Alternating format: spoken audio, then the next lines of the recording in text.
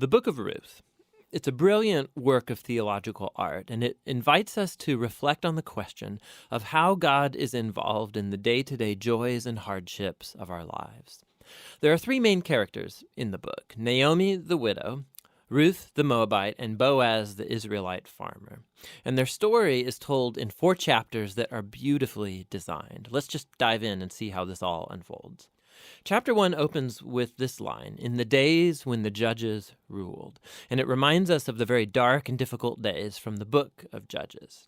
And here we meet an Israelite family in Bethlehem, struggling to survive through a famine. And so in search of food, they move on to the land of Moab, Israel's ancient enemy. And there the father of the family dies, and the sons marry 2 Moabite women, Ruth and Orpah. And then the sons, they die too. And so they leave only Naomi and these new daughters-in-law. And so Naomi, she has no reason to stay anymore. And so she tells her new daughters-in-law that she's moving back home. And Naomi, she knows that the life of an unmarried foreign widow in Israel is going to be very hard. And so she compels the women to stay behind. Orpah agrees, but Ruth does not. She shows remarkable loyalty to Naomi, and she says, "Wherever you go, I'm going to go. Your people will become my people, and your God will become my God." And so the two of them return to Israel together. And the chapter concludes with Naomi changing her name to Mara, which means bitter in Hebrew, and she laments her tragic fate. Chapter 2 begins with Naomi and Ruth discussing where they're going to find food.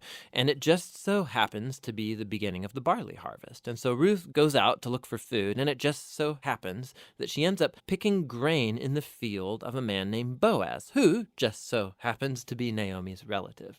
We're told that Boaz is a man of noble character, and he notices Ruth. And so after finding out more about her story, he shows remarkable generosity to her. He makes these special provisions so that the immigrant Ruth can gather grain in his field. And in doing so, Boaz is actually obeying an explicit command of the Torah to show generosity to the immigrant and the poor. Boaz is so impressed by Ruth's loyalty to Naomi. He prays for her that God will reward her for her boldness. So Ruth comes home that day, and Naomi finds out that she met Boaz, and she is thrilled. She says Boaz is their family redeemer. Now, this family redeemer thing, this was a cultural practice in Israel where if a man in the family died and he left behind a wife or children or land, it was the family redeemer's responsibility to marry that widow, to take up the land and protect that family. So Naomi, she begins to hope that perhaps there might still be a future for her family. Chapter 3 begins with Naomi and Ruth making a plan to get Boaz to notice their situation. So Ruth is going to stop wearing clothes of a grieving widow, and she's going to show signs that she's available to be married. And so Ruth goes to meet Boaz on the farm that night. And as she approaches, Boaz wakes up and he's totally startled. And Ruth makes her intentions very clear. She asks if Boaz will redeem Naomi's family and marry her. Boaz is once again amazed by Ruth's loyalty to Naomi and her family, and he calls Ruth a woman of noble character. It's the same term used to describe the woman of Proverbs 31. So Boaz tells Ruth to wait until the next day, and he will redeem both Ruth and Naomi legally before the town elders. And so the chapter ends with Ruth returning to Naomi, and they marvel together at all of these recent events. In chapter 4, it all comes together. It turns out, at the last minute, Boaz discovers there is a family member who's closer to Naomi than he is, and he's actually eligible before him to redeem the family.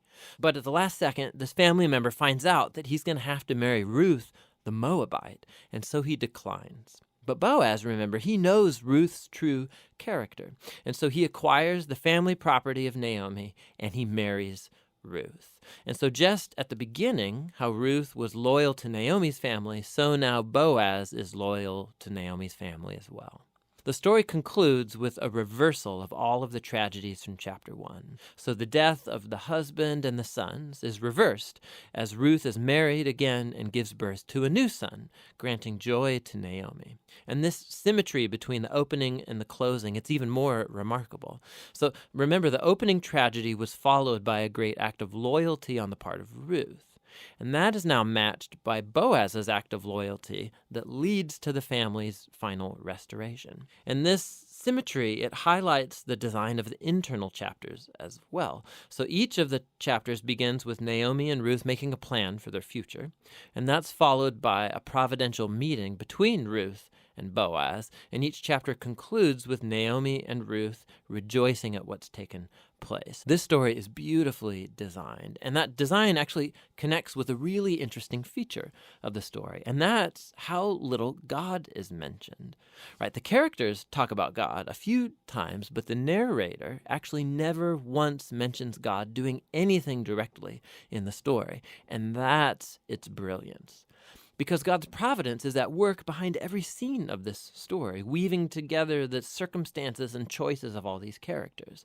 So Naomi, her tragedy leads her to think that God is punishing her, but actually the whole story is about God's mission to restore her and her family. And he's doing so through Ruth, through her boldness and loyalty, which brings healing to Naomi's life, but not without Boaz, who's a no-nonsense farmer who's full of generosity and loyalty. And so God uses his integrity combined with Ruth's boldness to save Naomi and her family. And so this story brilliantly explores the interplay of God's purposes and will with human decision and will. God weaves together the faithful obedience of his people to bring about his redemptive purposes in the world. And that leads to the real end of the story. The book of Ruth concludes with a genealogy, showing how Boaz and Ruth's son, Oved, was the grandfather of King David, from whom came the lineage of the Messiah. And so all of a sudden, these seemingly mundane, ordinary events in this story are woven into God's grand story of redemption for the whole world. And so the book of Ruth invites us to consider how God might be at work in the very ordinary, mundane details of our lives as well. And that's what the book of Ruth is all about.